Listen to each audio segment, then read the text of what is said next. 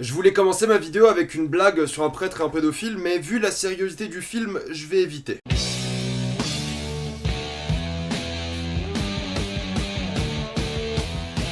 Grâce à Dieu. Comme d'habitude, ce qui est mieux est indiqué dans le titre de la vidéo, il n'y aura pas de spoiler parce que vous êtes tranquille, après on va tout spoiler. C'est marrant parce que j'ai l'impression que cet amalgame du prêtre au pédophile, c'est un truc assez récent mine de rien, avec de plus en plus de personnes qui parlent. C'est vraiment ancré dans ma génération. Moi, j'ai grandi dans une époque où laisser son gosse tout seul avec un prêtre, c'était globalement une mauvaise idée. Un amalgame qui doit faire beaucoup de mal à beaucoup de prêtres et à l'église en général, mais moi j'ai grandi comme ça et c'est le cas pour beaucoup de personnes. Pourtant, Dieu sait que la moitié de ma famille est complètement orthodoxe et sont pratiquants et ils croient justement à l'église et aux prêtres, même si pour l'église orthodoxe c'est un peu différent parce que les prêtres ont le droit de se marier, contrairement à l'église catholique. C'est peut-être aussi pour ça qu'il y a des pédophiles chez les prêtres. Je vais quand même mine de rien essayer de garder mon sérieux par rapport à ça et de parler de ce film qui est pour le coup extrêmement dramatique et qui parle de sujets sérieux. Dans Grâce à Dieu, nous allons suivre l'histoire d'Alexandre, Emmanuel et François, tous victimes du père Prénat. C'est donc inspiré d'une histoire vraie. On va suivre donc ces trois personnages dans trois segments différents durant le film et ils vont tous évidemment se rejoindre pour créer la parole libérée. Et chacun à sa manière va essayer de parler de ses agressions sexuelle et va essayer d'accuser ou le prêtre ou l'église en question de différentes manières, que ce soit par la voie de la justice ou par la voie médiatique. Grâce à Dieu est réalisé par François Ozon et c'est une histoire assez récente, mine de rien, ça a plus ou moins commencé en 2015 et on en parle encore aujourd'hui parce que la date du procès du père Prénat n'est toujours pas d'actualité, on sait pas encore quand est-ce qu'il va être jugé, mais c'est une histoire qui est vraiment d'actualité qui s'est passée dans la ville de Lyon où plusieurs enfants sur plusieurs années ont été touchés voire violés par le père Prénat et on le sait parce que lui-même l'avoue. Et c'est vraiment un combat entre ces victimes qui sont vraiment nombreuses, ça va jusqu'à une centaine de victimes, le père Prénat, la justice et l'église. Et ce qui va être intéressant, c'est qu'on va suivre donc trois personnages différents. On va commencer avec Alexandre. Alexandre, c'est un père de famille qui a vraiment tout réussi, il bosse dans une banque, il a 5 enfants, il a une femme qu'il aime, vraiment tout lui réussit. Sauf qu'un jour, il rentre en contact avec l'un de ses anciens camarades scouts qui lui aussi a été touché par le père Prénat et il décide donc de contacter l'église à ce sujet pour voir s'ils étaient au courant de ce que faisait le père Prénat. Le combat d'Alexandre, ça va être vraiment contre l'église et il veut que l'église prenne des décisions dures par rapport au père Prénat. Alors que le combat par exemple de François, qui lui aussi a une petite famille tranquille et qui a un peu oublié les histoires d'harcèlement du père Prénat, va lui être plus médiatique. Il va essayer de contacter des journaux, il va créer la parole libérée, qui va justement fonder un groupe avec tous les gens qui ont été harcelés et violés par le père Prénat. Et le dernier personnage auquel on va s'intéresser, auquel le film va s'intéresser, c'est Emmanuel. Emmanuel, lui, il n'a pas grand chose mis à part cette histoire d'harcèlement qu'il a suivi toute sa vie. Et quand la parole libérée existe, bah il trouve une nouvelle motivation à sa vie et c'est ce qui va le pousser à justement à accuser, à parler du père Prénat et de ses accusations de viol. Et c'est la force du film, c'est qu'on va distinguer trois personnages avec des personnalités vraiment différentes, des vies différentes et des accusations complètement différentes. Ils ne veulent pas forcément la même chose, mis à part la mise en prison du père Prénat, mais ils voient la chose différemment du point de vue médiatique, du point de vue ecclésiastique et du point de vue personnel. Un personnage comme Emmanuel qui n'a pas réussi à bâtir sa vie à cause de ça, entre autres, il a d'autres problèmes dont je parlerai en spoiler, lui ça va être beaucoup plus personnel, il va vouloir que ça aille au bout des choses. Quelqu'un comme François, lui, voudra que ce soit plus médiatique, que tout le monde soit au courant, et quelqu'un comme Alexandre voudra que ce soit au sein de l'église et que l'église paye entre guillemets pour ça. Déjà, c'est un tour de force assez intéressant du film de parler d'un événement aussi récent qui est encore en cours. Le film a failli ne pas sortir en France à cause d'une histoire judiciaire. L'une des personnes qui était impliquée dans l'histoire de l'affaire Prénat ne voulait pas que le nom de Prénat soit diffusé au cinéma. L'interdiction a été très récemment enlevée. Et en ayant vu le film, tu comprends pourquoi cette personne ne voulait pas que ça arrive, parce que cette personne est vraiment montrée de la pire des manières dans le film. Mais l'avocat de François Ozon a déclaré que c'était des faits et que ça s'est passé comme ça. Et pour le coup, cette personne a l'air vraiment odieuse durant le film, et c'est compréhensible vu ce qu'elle fait. Mais c'est vrai que judiciairement, c'est un peu compliqué, et pour le film, et pour ce qui s'est passé concernant les personnages. Alors judiciairement, le gros problème par rapport à ça, c'est vu que c'est des événements, des harcèlements qui ont eu lieu avant les années 90, et le film se déroule en 2015, 2016, 2017 même, on est sous l'état de prescription, c'est-à-dire que les crimes commis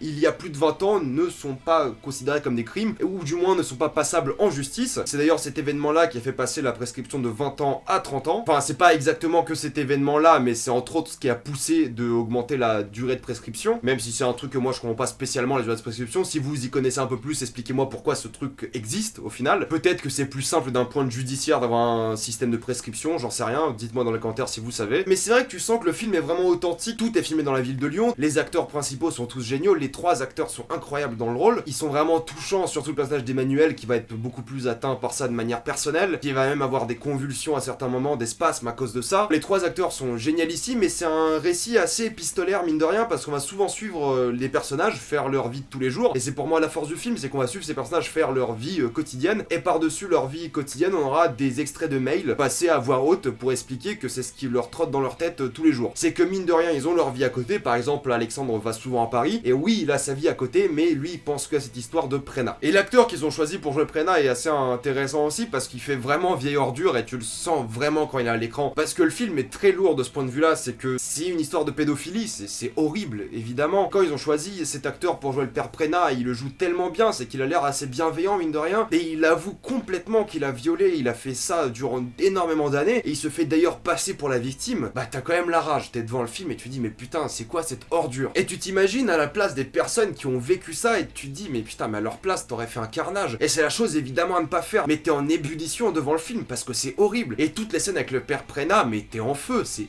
vraiment un film qui te met à bout de nerfs par rapport à ça. Et le film va aussi intelligemment te faire comprendre que ça a eu des répercussions finales et vraiment importantes sur ces gens. Il y en a énormément qui ont été très douloureusement atteints par cette histoire. Et c'est vrai que quand t'as 9 ans, t'as pas envie de dire que le prêtre du coin t'a touché les lèvres ou t'as touché le pénis ou quoi que ce soit. Donc il y a toute cette histoire thématique du film de la parole libérée, justement de parler de ce genre de choses, peu importe l'âge, peu importe le moment, même si c'est à 9 ans, même si c'est à 55 ans, il faut en parler. Mais t'as aussi un aspect qui parle un peu plus de virilité, je trouve, c'est que c'est souvent des hommes, c'est majoritairement des hommes. Il y a un exemple de femme qui est touchée dans le film, mais c'est que des hommes qui ont été touchés par ça, et c'est vrai qu'on prend les accusations de viol et d'harcèlement moins sérieusement sur les hommes. Et François Ozon, tu vois vraiment qu'il a voulu parler de ce sujet-là aussi, en plus de la parole libérée en général, mais il a voulu parler du fait que les hommes sont peut-être moins bien écoutés et moins pris au sérieux quand il s'agit de ce genre d'histoire. Il y a aussi le fait que les enfants sont aussi moins pris au sérieux quand il s'agit d'histoires d'harcèlement et de viol. C'est un film assez lourd à regarder et assez lourd à porter, parce que c'est pas le genre de film que tu vas te taper un dimanche soir pour te divertir. C'est le genre de film qui m'a fait récemment penser à Spotlight, qui avait gagné l'Oscar du meilleur film, cette blague. Spotlight, c'était la partie médiatique, c'est les journalistes qui enquêtaient sur cette histoire, mais t'avais rarement le côté émotionnel, et là c'est vraiment le côté des victimes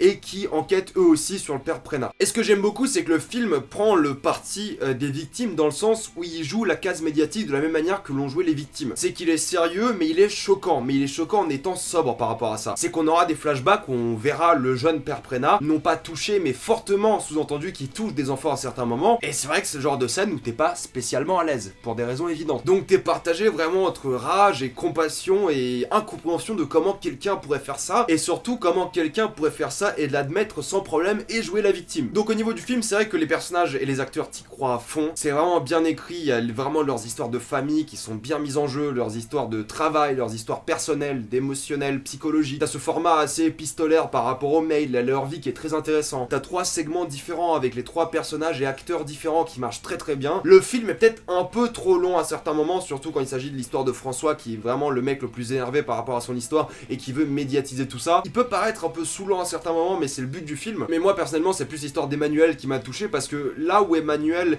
n'a pas réussi à faire sa vie, tous les autres ont réussi. Ils ont tous une famille, des enfants, alors qu'Emmanuel, lui, il a toujours été fermé sur lui-même à cause de sa maladie dont il parle dans le film. Mais c'est vraiment pour lui plus qu'une solution à un vieux problème qu'ils avaient depuis qu'ils étaient gamins, une motivation, un truc qui le ressaisit dans sa vie, et c'est pour ça que moi il m'a beaucoup touché par rapport à ça. Il y a énormément de moments en musique où tu vas voir justement le père Prena sous-entendu toucher des enfants, t'auras tout ce symbolisme de l'église, t'auras évidemment une remise en question de l'église et de Dieu. T'as une forte scène où l'un des enfants demande à l'un des parents, justement, je vais en parler en spoiler, papa, est-ce que tu crois encore en Dieu après tout ce qui s'est passé? T'as cet amalgame de l'église qui est taclé d'une manière assez intéressante aussi. T'as un film qui tacle énormément de choses différentes et sérieuses, et c'est ça qui marche bien. Tout ça pour dire que le cinéma français se porte très bien en ce début d'année. On a eu Edmond, que moi j'avais beaucoup adoré, on a aussi Grâce à Dieu, qui maintenant est vraiment un film fantastique et qui est sérieux et qui parle de choses vraiment importantes et de manière sans concession, j'ai envie de dire, tout en étant intelligent par rapport à ça. Ça tacle la partie religieuse, la partie médiatique, la partie personnelle de manière brillante. J'ai adoré ce film par rapport à ça. C'est un film que je peux que vous conseiller. Ça reste quand même assez compliqué à regarder parce que ça parle de pédophilie, ça parle de famille brisée, ça parle de personnes brisées,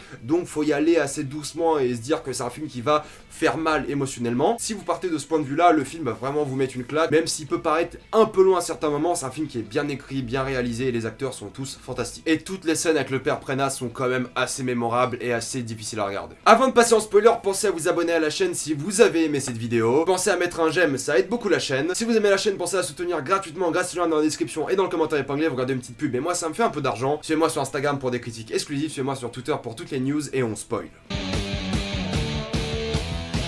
Assez rapidement, j'ai envie de parler de quelques personnages et de quelques scènes en particulier. La première scène qui était vraiment difficile à regarder, c'est la scène avec Alexandre. Donc Alexandre qui s'occupe de porter plainte, c'est le premier qui porte plainte contre le père Prena. Et la première scène où tu le vois rencontrer le père Prena après tant d'années, t'es vraiment pas bien parce que le père Prena il est là, il regarde Alexandre et lui dit oui, je t'ai harcelé, je t'ai touché, comme j'ai touché énormément d'enfants à côté pendant ce temps, à cette époque. Oui, je suis malade, oui, je suis un pédophile, même si dans le film l'église évidemment n'aime pas utiliser ce mot. Et j'ai bien aimé le fait que le film utilise vraiment ce mot parce que c'est ce que c'est, ce mec était un pédophile et il faut le dire, même si le père Barna n'aime pas du tout le prononcer, il préfère dire pédosexuel. Clairement quand tu t'occupes de l'église à Lyon, t'as pas envie de dire pédophile, c'est évident. Donc t'as le père Prena qui est devant lui et lui dit ouais je t'ai touché et c'est ma faute, je suis malade, c'est moi la victime dans cette histoire. Et Alexandre il est foudrage, tu t'imagines devant le mec qui te dit c'est lui la victime alors que c'est lui qui t'a touché, qui t'a violé. Et c'est un truc qui arrive souvent dans le film, c'est que le père Prena se fait passer pour une victime et ça fout vraiment la rage. Il y a même cette scène où le père Prena dit qu'il s'est fait taper par les parents d'un enfant qu'il a touché et il a trouvé ça comme un comportement hystérique. Il a trouvé hystérique le fait que des parents viennent le taper